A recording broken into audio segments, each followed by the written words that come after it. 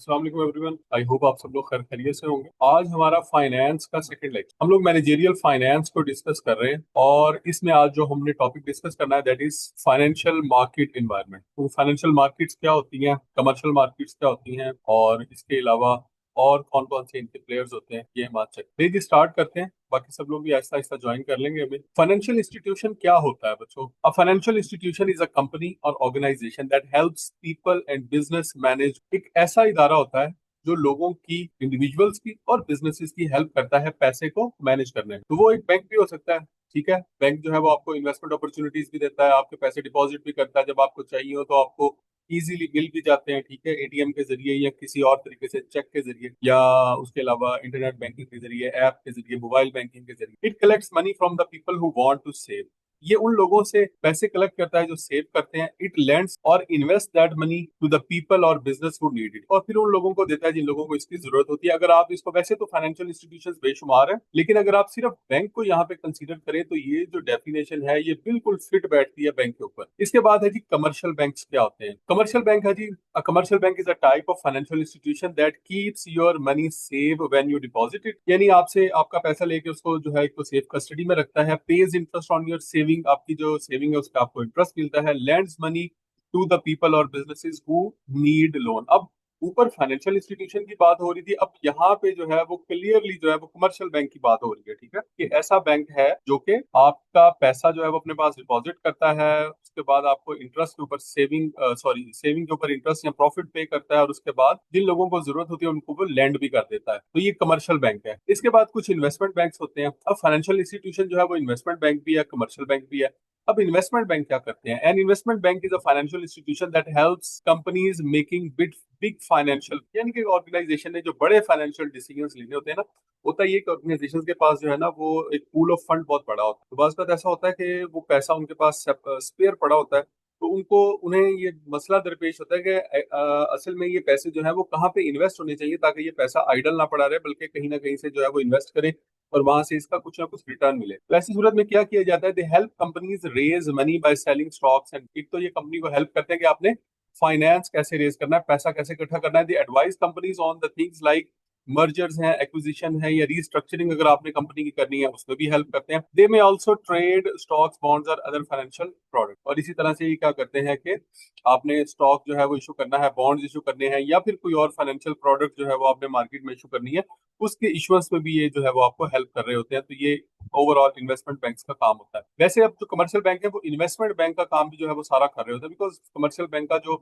एक कॉन्सेप्ट है वो बड़ा ब्रॉड हो गया, वो तमाम काम कर रहे होते हैं, इवन के आपको बैंक से हर चीज मिल जाती है। उसके बाद देखें जी शेडो बैंकिंग सिस्टम, ये क्या होता है? The shadow banking system is a group of financial institutions that lend money like regular banks, do not take deposits from the public and are not regulated like traditional banks। अच्छा, shadow banking फिर क्या होती है? अब ये बड़ा interesting concept है। ये ऐसे बैंक होते हैं जो कि बैंक नहीं होते लेकिन बैंक की तरह काम कर रहे होते हैं, लोगों को मनी लेंड कर रहे होते हैं, लोगों से डिपॉजिट नहीं ले रहे होते। ठीक है, और ये ट्रेडिशनल बैंक की तरह रेगुलेटेड भी नहीं होते। अब आप सोचेंगे कि ये कौन से बैंक है? अगर आप लोगों को याद हो कि ये मुख्तलिफ किस्म की एप्स आई हैं जो कि लोगों को लोन देती हैं, जैसे कि वो एक पैसा यार ऐप है, इस तरह से और कई एप्स हैं। ये क्या है? ये बेसिकली शेडो बैंकिंग सिस्टम है। A private investment company gives loan to small business, they do not have deposit accounts like banks, who no one can just pay their money there, put their money safely. यानी लोग वहां पे account वगैरह नहीं खुलवाते, इनके पास पैसे होते हैं, बस ये हाई इंटरेस्ट रेट पे लोगों को दे रहे होते हैं। They operate like bank but outside strict banking regulations. ये बैंकिंग रेगुलेशन से बाहर होते हैं। आमतौर पे स्टेट बैंक के साथ भी इनकी रजिस्ट्रेशन नहीं होती। लोग इनसे जो है वो, इन्होंने कुछ 5-10 लोगों की टीम हायर की होती है, लोग इनसे लोन लेते हैं, फिर फंस जाते हैं, हाई इंटरेस्ट रेट जो है वो उनसे चार्ज करते हैं, और फिर बहुत सारी कंपनी जो है वो डिफॉल्ट करके भाग भी जाती है। उसके बाद क्या है जी, फाइनेंशियल मार्केट्स की बात करते हैं। Forums in which suppliers of funds and demanders of funds can transact business directly। ठीक है, फाइनेंशियल मार्केट एक ऐसी जगह होती है जहां पे फंड्स की डिमांड करने वाले और फंड्स जो है वो देने वाले एक जगह पे एक दूसरे को मिलते हैं। Buyers and sellers are meet. Market एक ऐसी जगह होती है जहाँ पे बेचने वाले और खरीदने वाले इकट्ठे होते हैं। तो फाइनेंशियल मार्केट एक ऐसी जगह होती है जहाँ फंड्स देने वाले, ठीक है, यानी लैंड करने वाले, और बोरो करने वाले जो है वो इकट्ठे हो जाते हैं। ऐसी मार्केट को क्या कहा जाता है? उसे फाइनेंशियल मार्केट कहा जाता है। उसके बाद प्राइवेट प्लेसमेंट क्या होती है? A sale of new security directly to an investor और group of investor. Private placement जो है वो ऐसी अरेंजमेंट होता है जिसके अंदर आप डायरेक्टली शेयर होल्डर को जो है वो शेयर बेच देते हैं या इन्वेस्टर को शेयर बेच देते हैं। इसमें आप किसी बैंक को इन्वॉल्व नहीं करते, जनरल पब्लिक को इन्वॉल्व नहीं करते। एक होती है public offering, the sale of either bonds or stock to the general public. जब आपने जनरल पब्लिक को जाना होता है फिर आप पब्लिक ऑफरिंग की तरफ जाते हैं। जैसे कोई कंपनी बनती है ना, तो वो सबसे पहले क्या करती है, आईपीओ, इनिशियल पब्लिक ऑफरिंग। जेन में रखिएगा, इनिशियल पब्लिक ऑफरिंग।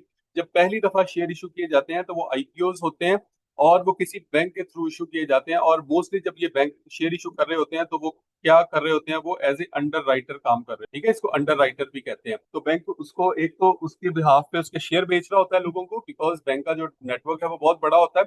और दूसरा उसको ये भी कह रहा होता है कि जितने पैसे तुमने अरेंज करने हैं वो उतने पैसे अगर नहीं होते तो मेरे से ले लेना। जो बैंक जो है उसको यानी कि फंड्स की तरफ से पूरी की पूरी श्योरिटी देता है। तो एज ए अंडर राइटर वो काम कर रहा होता है। उसके बाद प्राइमरी मार्केट क्या होती है, सेकेंडरी मार्केट क्या होती है।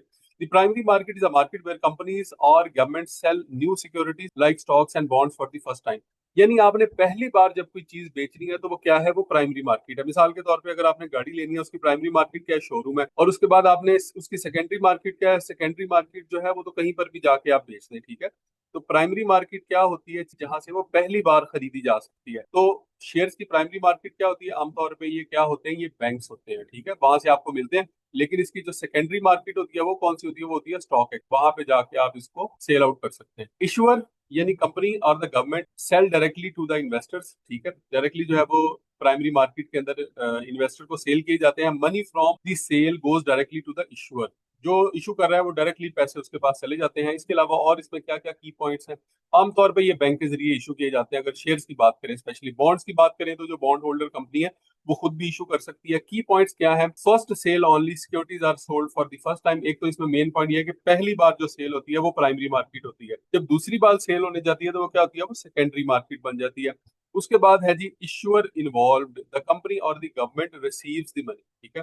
कंपनी है या गवर्नमेंट है, अगर कंपनी ने वो जो है वो बॉन्ड, अच्छा कंपनियां जो है ना आमतौर पे शेयर बॉन्ड दोनों इशू करती हैं। जो गवर्नमेंट है वो शेयर्स इशू नहीं करती, वो क्या करती है, वो बॉन्ड्स इशू करती है। जैसे गवर्नमेंट ऑफ पाकिस्तान ने भी बहुत सारे बॉन्ड्स इशू किए हैं आउटसाइड द कंट्री।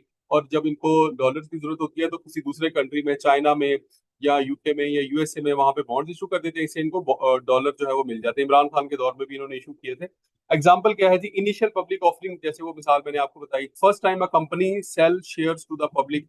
और गवर्नमेंट बॉन्ड इशुएंस, गवर्नमेंट की जो बॉन्ड इशुएंस है वो भी क्या है, वो प्राइमरी मार्केट की जो है एक एग्जांपल है। इसके बाद बात करते हैं जी सेकेंडरी मार्केट की। Secondary market is a market where existing securities, यानी जो सेकंड हैंड सिक्योरिटीज है ना, वो यहाँ पे सेल परचेज होती है, ठीक है। देखिए ये बिल्कुल ऐसे ही है जैसे अगर आपने नई गाड़ी लेनी है ना, तो वो आप सुजुकी के या होंडा के शोरूम पे जाएंगे, वो प्राइमरी मार्केट है। सेकेंडरी मार्केट क्या है, सेकेंडरी मार्केट तो वो है कि आप अगर वो जो एतवार को मेला लगा होता है पाक व्हील्स वालों का, वहां चले जाएं, ठीक है। या वो शहजाद डोगर मोटर वाले जो है वो भी बैठे होते हैं, ठीक है, अपना संडे बाजार लगा के।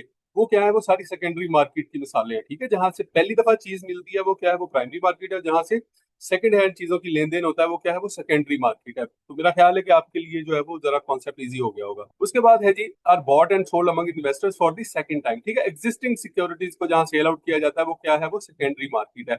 The company that issue the security is not involve. अब इसमें कंपनी जो है वो इन्वॉल्व नहीं होती। अब देखिए गाड़ियां खड़ी हुई हैं पाक व्हील के जो है वो मेले के ऊपर, ठीक है, पाक व्हील का वो जो सेल मेला होता है। और वहां पे जो है सुजुकी वाले तो नहीं बेच रहे, वो जो मालक है वही बेच रहा है, और जो खरीदने वाला है वो खरीद रहा है, ठीक है। कंपनी इन्वॉल्व नहीं है। Money from the sale goes to the investor who sells not the company, ठीक है। अब कंपनी ने तो एक बार वो चीज बेच दी। अब जो जो सेलर है उसको पैसे मिल रहे हैं, जो परचेजर है वो पैसे पे कर रहा है, परचेजर को चीज मिल जाती है, ठीक है, शेयर्स मिल जाते हैं। सेलर जो है उसको पैसे मिल जाते हैं। की पॉइंट्स क्या है, ट्रेडिंग एग्जिस्टिंग सिक्योरिटी, एक तो ये इसमें ट्रेड ऑफ एग्जिस्टिंग सिक्योरिटी होती है। एक दूसरा क्या है, इसमें लिक्विडिटी होती है, अलाउज इन्वेस्टर्स टू बाय और सेल सिक्योरिटीज। अच्छा एक चीज ध्यान में रखिएगा, कोई भी ऐसी चीज, ऐसी प्रोडक्ट जिसकी सेकेंडरी मार्केट नहीं होती ना, उसका बिकना बहुत मुश्किल होता है।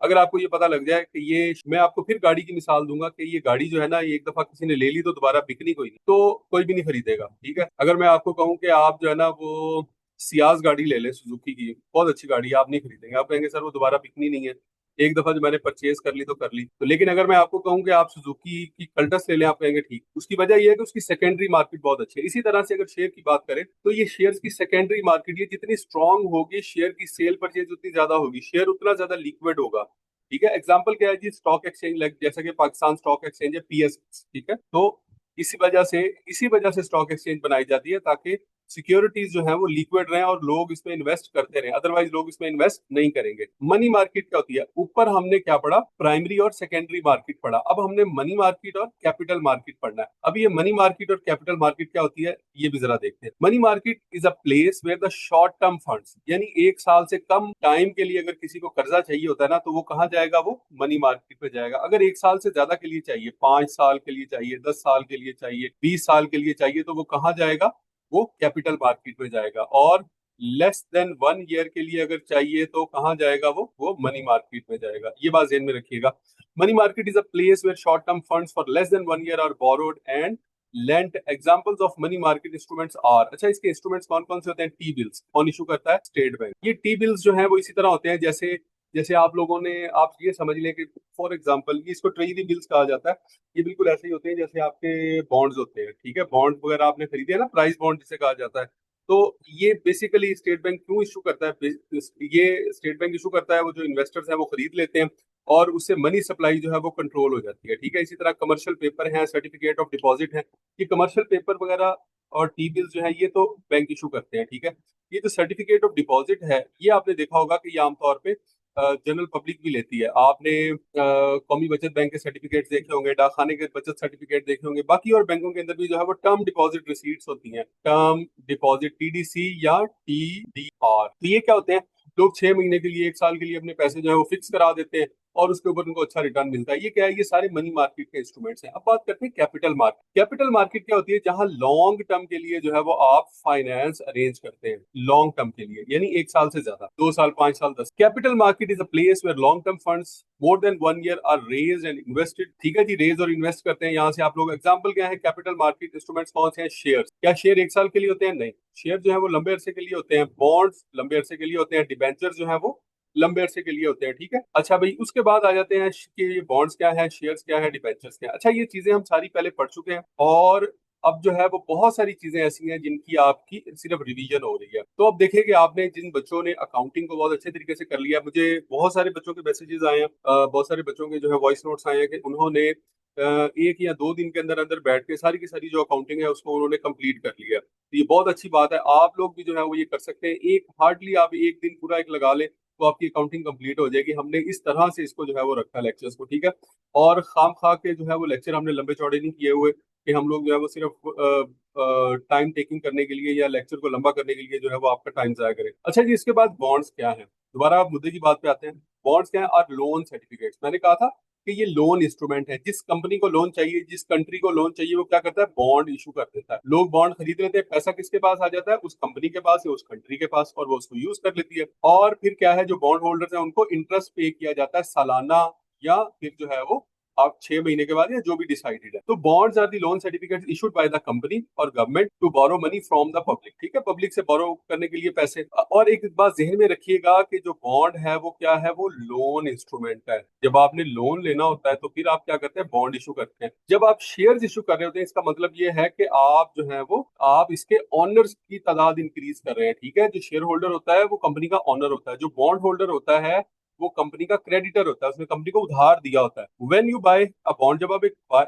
बॉन्ड बाय करते हैं, you are lending money to the issuer, ठीक है? तो आप उसको क्या करें? कर्जा दे रहे हैं। एंड दे प्रॉमिस टू, और वो प्रॉमिस करता है आपसे कि आपको एक तो रेगुलरली इंटरेस्ट पे करेगा, और फिर जब उसकी मेच्योरिटी आएगी तो फिर आपको उसकी ओरिजिनल अमाउंट, यानी जिसको प्रिंसिपल अमाउंट कहा जाता है, वो भी वापस कर देगा, ठीक है? तो दो चीजें होती है, एक तो इंटरेस्ट होता है और एक प्रिंसिपल होता है। फीचर्स ऑफ बॉन्ड क्या होते हैं जी? एक तो फिक्स इंटरेस्ट होता है बॉन्ड के ऊपर। इस फिक्स इंटरेस्ट को क्या कहा जाता है? इसको कूपन रेट कहा जाता है। अच्छा, ये कूपन रेट बार बार यूज होगा, इसको ध्यान में रखिएगा। फिक्स इंटरेस्ट जो बॉन्ड के ऊपर लिखा होता है इसको क्या कहा जाता है? कूपन रेट कहा जाता है, ठीक है?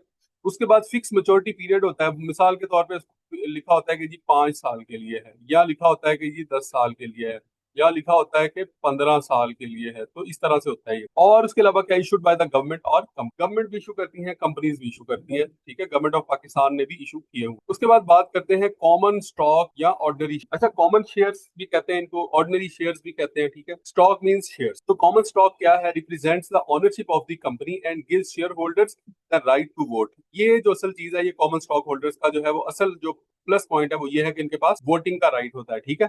और उसके अलावा शेयर इन प्रॉफिट जो है वो तो प्रेफर्ड वालों के पास भी होता है, इनके पास भी होता है। की फीचर्स क्या है? एक तो वोटिंग राइट्स है, टॉप ऑफ द लिस्ट जो बताया हुआ है कि वोटिंग राइट्स है, यानी कि जो बोर्ड ऑफ डायरेक्टर्स हैं उनके लिए ये वोट कर सकते हैं। उसके बाद है जी डिविडेंड्स आर नॉट, यहाँ पे कॉमन स्टॉक होल्डर के जो डिविडेंड है वो फिक्स नहीं होते। कंपनी को ज्यादा प्रॉफिट हुआ है ज्यादा दे देंगे, कम हुआ है कम दे देंगे, नहीं हुआ नहीं देंगे। Higher risk but higher return, एक तो हाई रिस्क है हाई रिटर्न है, ठीक है।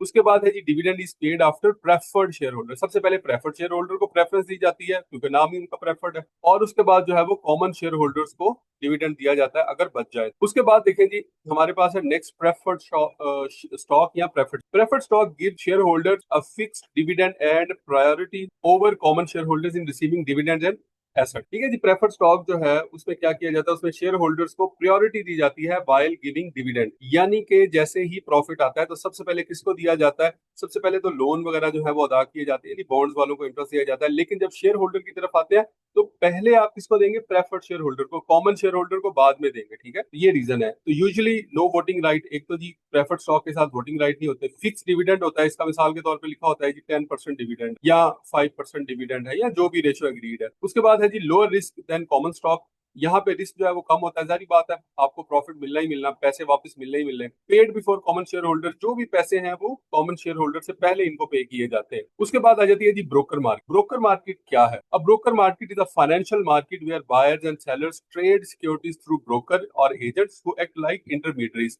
आप स्टॉक एक्सचेंज की जो है वो एग्जांपल ले लें, स्टॉक एक्सचेंज ये एक ब्रोकर मार्केट है। होता ही है कि जब आप शेयर्स लेने के लिए जाते हैं तो वो कहते हैं ठहर जाए हम डायरेक्टली नहीं बेचते, आप ऐसे करें कि आप किसी कंपनी के थ्रू आए। मिसाल के तौर पे जैसे एकेडी है, एकेडी ये जो है एकेडी जो है वो एक कंपनी है शेयर्स, यहाँ पे आप अपना अकाउंट खुलवाते हैं, उसके थ्रू आप क्या करते हैं, ये एक ब्रोकर है और इसके थ्रू आप क्या कर सकते हैं, शेयर्स की खरीदो फरोख्त कर सकते हैं। तो इसको क्या कहा जाता है, इसको ब्रोकर मार्केट कहा जाता है, यानी एक ऐसी मार्केट जिसके अंदर सेल परचेज थ्रू ब्रोकर्स होती है। जैसे अब उन्होंने बताया हुआ है कि लाइक स्टॉक एक्सचेंज है, बॉन्ड मार्केट है, फॉरेन एक्सचेंज मार्केट है, तो ये सारी क्या है, दीज आर ब्रोकर मार्केट। जैसे आपकी मंडियां ये भी ब्रोकर मार्केट ही होती है ना, यहाँ पे भी सेलर को डायरेक्टली तो नहीं बेचने दिया जाता, बेचारा जो ग्रोअर होता है वो आड़ती को बेच के चला जाता है। आड़ती क्या होता है, वो ब्रोकर होता है। उसके बाद है कि सिक्योरिटीज एक्सचेंज क्या होता है, आपने पाकिस्तान में नाम सुना होगा, security and exchange commission of Pakistan, SCCP. SCCP को इदारा है जो कि आपके शेयर्स की जो सेकेंडरी सेल है उसको इंश्योर करता है, ठीक है। तो security and exchange is a place where companies raise money by selling shares और बॉन्ड्स, ठीक है। शेयर्स या बॉन्ड्स को इशू करके कंपनी क्या करती है, यहाँ से फंड्स रेज करती है। Investors can buy and sell those shares और बॉन्ड्स, इन्वेस्टर जो है वो पैसा इन्वेस्ट करता है, शेयर खरीद लेता है, कंपनी जो है वो शेयर बेचती है, पैसा कंपनी के पास चला जाता है, इन्वेस्टर के पास शेयर आ जाते हैं और फिर कंपनी जो है वो उसको प्रॉफिट देती रहती है, ठीक है। इन्वेस्टर को अपना प्रॉफिट चाहिए, कंपनी को सरमाया चाहिए, दोनों को की जरूरत जो है वो पूरी हो जाती है। उसके बाद सिक्योरिटीज क्या होती है, सिक्योरिटीज हम बार बार पढ़ चुके हैं, दोबारा बता देता हूँ कि सिक्योरिटी में क्या क्या कुछ शामिल है। सिक्योरिटीज में शेयर शामिल, बॉन्ड शामिल है, डिबेंचर शामिल है और प्रेफर्ड शेयर शामिल है। अच्छा भाई, बॉन्ड्स और डिबेंचर्स के अंदर फर्क सिर्फ क्या है कि बॉन्ड जो है वो सिक्योर होते हैं और डिबेंचर जो है वो अनसिक्योर होते हैं, ठीक है। बॉन्ड्स के पीछे सिक्योरिटी होती है, गवर्नमेंट की कोई गारंटी होती है, और या फिर कोई एसेट होता है। डिबेंचर्स के पीछे जो है वो किसी किस्म की कोई सिक्योरिटी नहीं होती, बस फर्क इतना है, बाकी एक जैसे ही है। अच्छा भाई, डीलर मार्केट क्या है, पहले ब्रोकर मार्केट पढ़ा था, अब डीलर मार्केट है। Market where buyers and sellers do not meet directly, ये भी मिलती जुलती है उसे, transaction are handled by dealers और मार्केट मेकर्स। तो जो ट्रांजेक्शन है उसको डीलर या फिर मार्केट मेकर जो है वो चला रहे होते हैं। उसके बाद आ जाती है जी मार्केट मेकर्स क्या है, security dealers who make market by offering to buy और sell certain security at a stated price, यानी वो लोग जो मार्केट के अंदर जो है वो ट्रेड करवा रहे होते हैं, डीलर होते हैं या ब्रोकर होते हैं, वही क्या है, वो मार्केट मेकर होते हैं, वही मार्केट को ऊपर नीचे कर रहे होते हैं। उसके बाद नैस्डैक मार्केट क्या होती है, ये एक डिफरेंट टाइप ऑफ मार्केट है, एक इलेक्ट्रॉनिक मार्केट है, इसका किसी किस्म का कोई ऑफिस नहीं होता, ठीक है, किसी किस्म का कोई जो है उसकी फिजिकल एग्जिस्टेंस नहीं होती, सारे का सारा ऑनलाइन सेटअप होता है। आप इसके जरिए ऑनलाइन सिर्फ सेल परचेज कर सकते हैं। Online market for buying and selling of securities, no physical trading floor, all trade all trades happen through computers, ठीक है। कंप्यूटर के जरिए सारी ट्रेड होती है, ये मोबाइल्स के जरिए या आपके लैपटॉप्स वगैरह के जरिए। Fast and efficient way to execute stock transaction, और स्टॉक की ट्रांजैक्शन जो है वो फास्ट और जो है वो एफिशिएंट होती है, यहाँ पर टाइम कंज्यूमिंग नहीं होती। ओवर द काउंटर भी कुछ मार्केट्स होती हैं। ओवर द काउंटर मार्केट क्या है कि इसमें क्या होता है कि कोई इंटरमीडिएट दरमियान में इन्वॉल्व नहीं होता, आप डायरेक्ट जाके कंपनी से उसके शेयर परचेज कर लेते हैं। Market where unlisted, not the stock exchange securities are traded. Trading is done directly between dealer, क्या no central exchange वगैरह कोई नहीं होती। usually involve smaller companies secure, small company की जो securities है वो यहाँ पे over the counter जो है वो ट्रेड हो रही होती है। तो ऐसी कंपनीज जो कि Nasdaq का जो स्टैंडर्ड है वो फॉलो नहीं कर पाती, या फिर वो जो स्टॉक एक्सचेंज तक नहीं पहुंच सकती, ठीक है, सारी बात है, उसकी अपनी एक रिक्वायरमेंट होती है ना कि आपने स्टॉक एक्सचेंज से पैसा इकट्ठा करना है, तो वो फिर ओवर द काउंटर जो है वो ऐसे ही बिक रही होती है। उसके बाद बिड प्राइस है और आस्क प्राइस है। बिड का क्या मतलब है? बिड का मतलब होता है बोली लगाना। तो आप बोली किस चीज के लिए लगते हैं? परचेज करने के लिए या सेल करने के लिए? Obviously purchase. तो बिड का क्या मतलब है? Highest price offer to purchase a security. आप कोई सिक्योरिटी परचेज करने के लिए जो मैक्सिमम प्राइस लगाते हैं उसको क्या कहा जाता है? उसको बिड प्राइस कहा जाता है, ठीक है। आप कहते हैं जी मैक्सिमम ये प्राइस है, इससे ऊपर मैं नहीं दूंगा, अगर इस पे बेचनी है तो मैं खरीदने को तैयार हूँ। Offered by a person who wants to buy. उसके बाद आस्क प्राइस होती है, ठीक है। आस्क प्राइस का क्या मतलब है? The lowest price at which the security is offered for sale. Ask price जो है वो सेल प्राइस होती है। वो कहते हैं जी मैक्सिमम ये कीमत है, इससे यानी लोएस्ट कीमत जो है वो ये वाली है, ठीक है, इससे कम पे मैं नहीं बेचूंगा। Offered by the person who wants to sell. तो जो चीजें सेल कर रहा होता है वो आस्क प्राइस देता है, जिसने चीज परचेज करनी होती है वो क्या देता है? वो बिड प्राइस देता है। ये था जी फर्क बिड प्राइस और आस्क प्राइस का। उसके बाद यूरो बॉन्ड क्या होता है? इसकी थ्योरी बाद में पढ़ूंगा, पहले मैं आपको बता दूं कि यूरो बॉन्ड क्या होता है। पाकिस्तान ने अगर डॉलर की जरूरत है, ठीक है, डॉलर इकट्ठा करने के लिए पाकिस्तान क्या करता है? बॉन्ड इशू करता है किसी फॉरेन कंट्री में। कहाँ करता है? हम कहते हैं वो बॉन्ड इशू करता है यूएस, ठीक है। तो इस बॉन्ड्स को क्या कहा जाएगा? इन बॉन्ड्स को कहा जाएगा यूरो बॉन्ड। अब ये क्या है? यूरो करेंसी में है या नहीं है? यूरोप में इशू किए जा रहे हैं या नहीं इशू किए जा रहे हैं? इनको यूरो बॉन्ड ही कहा जाएगा। ये टर्म इसी पर्पस के लिए यूज होती है। कोई भी कंट्री जो है वो अपने कंट्री से बाहर जो जाके अगर बॉन्ड इशू करता है तो उसको यूरो बॉन्ड कहा जाता है। ये सिंपल सा कॉन्सेप्ट। अब इसको पढ़ लेते हैं। A euro bond is a bond issued in the currency different from the country in which it is issued. यानी कि पाकिस्तान की करेंसी में नहीं है बल्कि किसी और करेंसी के। Despite the name it does not necessary to have issued in Europe और इन यूरोस, ठीक है ना। तो ये यूरोप में इसको इशू करना जरूरी है, ना यूरो में इशू करना जरूरी है। यूरो भी एक करेंसी है ना। फॉर एग्जाम्पल पाकिस्तानी कंपनी है, मिसाल के तौर पर, यह गवर्नमेंट है, could issue bonds in US dollar in London, ठीक है। यूएस डॉलर के बॉन्ड जो है वो लंदन में इशू कर सकते हैं। It would be a euro bond, ठीक है। और इस यूरो बॉन्ड होता है और आमतौर पे ये होता है कि जिस कंट्री में इशू किए जा रहे हैं उससे भी डिफरेंट करेंसी होती है, ठीक है। मिसाल के तौर पे अगर लंदन में जो है यानी इंग्लैंड के अंदर अगर बॉन्ड आप जाके सेल कर रहे हैं और वो बॉन्ड जो है वो यूएस डॉलर का है, तो ऐसे बॉन्ड को क्या कहा जाता है? ऐसे बॉन्ड को यूरो बॉन्ड कहा जाता है। ये थी जी इसकी मिसाल। उसके बाद फॉरेन बॉन्ड है। A bond that is issued by the foreign corporation और government and it is denominated in the investors home currency and is sold in the investors home market. मिसाल के तौर पर कोई यूएसए जो है वो आके यहाँ पे बॉन्ड शेयर करना सेल करना शुरू कर दे। A bond issued by the government of Pakistan in USA in dollar currency is treated as foreign bond for the people of USA. मिसाल के तौर पे अब देखें, अगर पाकिस्तान जो है वो यूएसए पे जाए और यूएस डॉलर के अंदर ही बॉन्ड जो है वो इशू करना शुरू कर दे, मैंने आपको पहले बताया कि उसको क्या है? यूरो बॉन्ड की बजाय फॉरेन बॉन्ड कहा जाएगा। लेकिन अगर वहां पे बॉन्ड इशू करे यूएस डॉलर की बजाय पाउंड, तो वो क्या होगा? वो यूरो बॉन्ड होगा, ठीक है। यानी कि जिस कंट्री में आप बॉन्ड इशू कर रहे हैं उस कंट्री की करेंसी कुछ और होनी चाहिए, सही है। इसी तरह से अगर अगर पाकिस्तान जो है वो बॉन्ड इशू करता है जाके चाइना में, और कौन सी करेंसी में? यूएस डॉलर में, ठीक है। तो चाइना की करेंसी से मुख्तलिफ हो गई ना, तो इसको क्या कहेंगे? इसको यूरो बॉन्ड कहेंगे। क्या कहेंगे? Euro bond. और अगर पाकिस्तान चाइना में जाके चाइनीज युआन के अंदर अगर बॉन्ड इशू कर देता है तो इसको क्या कहेंगे? इसको फॉरेन बॉन्ड, ठीक है। आई होप कि आपको कॉन्सेप्ट समझ में आ गया हो। उसके बाद बात करते हैं international equity market. International equity market क्या है? A market that allows corporation to sell blocks of shares, ठीक है, to investors in a number of different countries simultaneously, ठीक है। इंटरनेशनल इक्विटी मार्केट ऐसी मार्केट होती है जहाँ पे ब्लॉक ऑफ शेयर या कलेक्शन ऑफ शेयर, बहुत सारे इकट्ठे शेयर जो है वो इन्वेस्टर्स को सेल आउट कर दिए जाते हैं। तो ये भी बड़ी बड़ी मार्केट्स होती हैं। उसके बाद सिक्योरिटाइजेशन क्या होती है ये देख लेते हैं। एक इंपॉर्टेंट कॉन्सेप्ट है। Securitization is the process of converting liquid financial assets like loan sorry illiquid financial assets like loan, mortgage और receivables into tradable securities that can be sold to investors in the financial market. यानी ये जो इनलिक्विड asset है ना, ये जल्दी cash में convert नहीं होते, इसको इनलिक्विड कहा गया। मॉर्गेज है, लोन है, या कोई और कोई रिसीवेबल है जो कि आपको लंबे अरसे बाद जाके मिलने हैं, इनको क्या कहा जाता है? इनको ट्रेडेबल सिक्योरिटीज में कन्वर्ट कर दिया जाता है। अब कैसे? मिसाल के तौर पे एक बैंक है, हम उसकी मिसाल लेते हैं, ठीक है।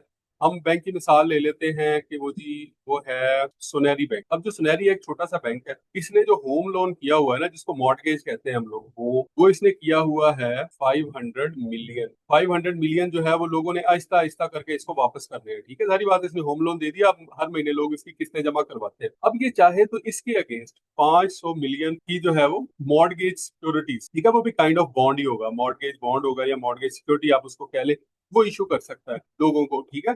अब जारी बात है, पीछे बैक पे एक एसेट भी मौजूद है। ये मॉर्गेज सिक्योरिटी जो है वो लोग परचेज कर लेंगे। मिसाल के तौर अब इसने जो होम लोन दिया हुआ है जिन लोगों को, अब बैंक ने जिन लोगों को होम लोन दिया हुआ है वो कितने परसेंट पे दिया है? 10% पे। अब ये आगे जो है वो 5% पे मजीद लोगों को जो है वो, ये ठीक है, ये जो मॉर्गेज सिक्योरिटीज हैं वो 5% पे देते हैं। जारी बात है, लोग जो है वो खरीद लेंगे, पैसा बैंक के पास आ जाएगा, बैंक उसको कहीं और यूटिलाइज कर लेगा, 5% का जो इसका डिफरेंस है वो बैंक जो है वो एंजॉय कर लेगा। तो ये इसको सिक्योरिटाइजेशन कहा जाता है। ठीक है, इसको क्या कहा जाता है जी? इसको सिक्योरिटाइजेशन कहा जाता है। एग्जांपल क्या है? बड़ी आसान सी मिसाल देता, a bank has made a total home loan of worth 100 million।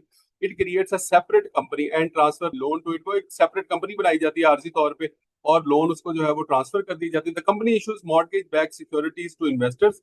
Investor को मॉर्गेज बैक सिक्योरिटी जो है वो इशू कर दी जाती है। Investor receive interest and principal from the home owner loan. ठीक है, जो इन्वेस्टर है उनको क्या, उनको जो है वो इंटरेस्ट वगैरह मिलता रहता है, और जब उसका टाइम पीरियड पूरा होता है तो उनको उसकी प्रिंसिपल अमाउंट भी मिल जाती है। तो ये है जी सिक्योरिटाइजेशन। उसके बाद हम बात करते हैं मॉर्गेज बैक सिक्योरिटी क्या होती है। ये भी वही ऊपर वाला कॉन्सेप्ट ही है। तो mortgage back security is a financial product made by bundling many home loans together and selling pieces of it to the investor. Investor को जो है उसके पीस पीस करके जो है वो सेल कर देते हैं, यानी कि मॉर्गेज बैक सिक्योरिटी या मॉर्गेज बॉन्ड जो होते हैं वो बना लिए जाते हैं। ठीक है, और फिर इन्वेस्टर को सेल किए जाते हैं। उसके बाद है investors buy a share of these loans. वो उनके शेयर या बॉन्ड जो होते हैं वो खरीद लेता है। The home owners mortgage payments principal plus interest are then passed to the investors as return. ठीक है, और उसके बाद फिर होम ओनर जो है वो क्या करते हैं, जिन्होंने घर लिए होते हैं वो इंटरेस्ट पे कर रहे होते हैं। ठीक है, और साथ में प्रिंसिपल भी पे कर रहे होते हैं। ऐसे ही है ना। तो बैंक क्या करता है, इसमें से अपना जो उसका शेयर होता है वो रख लेता है, बाकी जो है वो जिन लोगों ने सिक्योरिटीज परचेज की उनको दे देता है। बैंक भी कमा लेता है, इन्वेस्टर भी कमा लेता है। ये था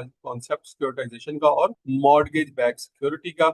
इसके बाद हम लोग बात करते हैं, let's talk about the federal deposit insurance corporation, FDIC। ये क्या है? छोटा सा कॉन्सेप्ट है। इन यूएस गवर्नमेंट एजेंसी है जी एक, that protects bank depositor. Bank के डिपॉजिटर को प्रोटेक्ट करना है इसने, जैसे स्टेट बैंक जो है वो यहाँ पे प्रोटेक्ट करता है। इंश्योर्स मनी इन बैंक, पैसे को की इंश्योरेंस भी करता है ये। So if a bank fails, कि अगर जो है वो बैंक फेल हो जाता है, यानी कि बैंक जो है वो लोगों के पैसे पे नहीं कर पाता, तो people don't lose their deposit. अब तो एक सर्टेन अमाउंट तक जो है वो क्या है कि लोगों के पैसे की इंश्योरेंस होती है। अदरवाइज अगर बैंक बिल्कुल ही डिफॉल्ट कर गया तो फिर कोई इंश्योरेंस लिमिट क्या है?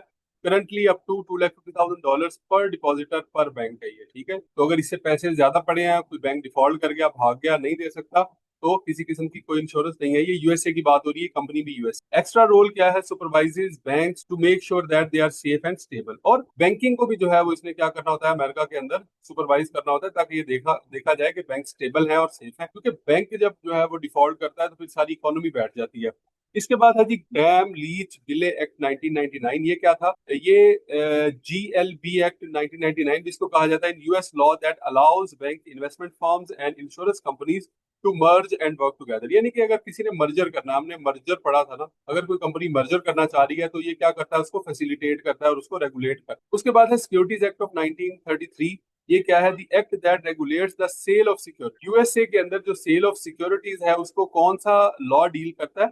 Securities act of 1933 to the public by primary market. यानी प्राइमरी मार्केट के अंदर जो सिक्योरिटी सेल हो रही है पहली बार को यूके में कौन सा लॉ गवर्न करता है? Securities act of 1933। इसके बाद है securities act of 1930, securities exchange act of 1934। ये जैसे पाकिस्तान में सिक्योरिटीज एंड एक्सचेंज कमीशन है, इसका भी यही काम है यूके के अंदर। उसके बाद है सिक्योरिटीज एंड एक्सचेंज कमीशन। ये SEC जो है वो हर मुल्क के अंदर होता है, और पाकिस्तान के अंदर है उसका नाम है SCCP, securities and exchange commission of Pakistan. SEC is a government agency that watches over the stock market and securities to make sure it is fair and honest। ये देखने के लिए कि जो भी शेयर्स की खरीदो फरोख्त हो रही है वो फेयर है और वो ऑनेस्ट है। ठीक है, उसमें इन्वेस्टर्स जो है उसको उसको एक्सप्लॉइट नहीं किया जा रहा। ठीक है, उसका इस्तेहसाल नहीं किया जा रहा। ये देखने के लिए सिक्योरिटी एंड एक्सचेंज कमीशन बनाई जाती है। अच्छा भाई, और कुछ आसान आसान से कॉन्सेप्ट्स हैं। ऑर्डिनरी इनकम क्या होती है? Income earned through the sale of firms goods और सर्विसेज। ठीक है, फर्म्स जो है वो अपनी जो गुड्स और सर्विसेज जो बना रही हैं उसके जरिए जो पैसे आते हैं वो ऑर्डिनरी इनकम होती है। मार्जिनल टैक्स रेट क्या होता है? The rate at which additional income is tax. मिसाल के तौर पे ये कहा जाता है कि 12 लाख तक जो इनकम है उसके ऊपर टैक्स है 5। ठीक है, और उसके बाद 12 लाख 1 रुपए से लेके जो अब इनकम है उस पे 8% टैक्स है। इसका मतलब ये है कि 12 लाख पे 5%, और इससे ऊपर जितनी इनकम होगी ये फिर मार्जिनल टैक्स रेट लगेगा। ठीक है, ये मार्जिनल इनकम है। और ये जो है ये यानी हर एक्स्ट्रा जो 1 लाख रुपया उसके ऊपर जो 8% के हिसाब से टैक्स लगेगा, ये क्या है, ये मार्जिनल टैक्स 8%। उसके बाद है जी एवरेज टैक्स रेट। क्या होता है, the firms taxes divided by it's taxable income. Firm के जो टोटल टैक्सेस हैं उसको डिवाइड बाय टैक्सेबल इनकम कर दें तो आपको टोटल टैक्स पता लग जाएगा कि आपको ऑन एवरेज कितना टैक्स पड़ा है।